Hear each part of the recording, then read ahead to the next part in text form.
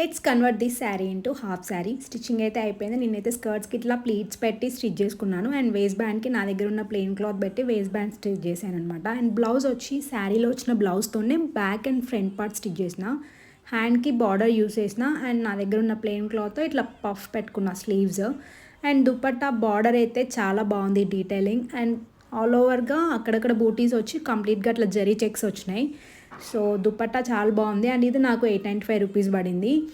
And here is the final look.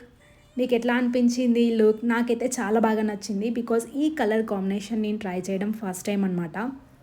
నాకైతే చాలా బాగా నచ్చింది. అండ్ దుపట్టాతో ఇంకొంచెం హైలైట్ అయింది లుక్ అనేది. అండ్ దీనికి నేను చిన్న హిబ్బెల్ కూడా యూస్ చేశాను లుక్ ఇంకా బాగుంటుంది అని చెప్పి.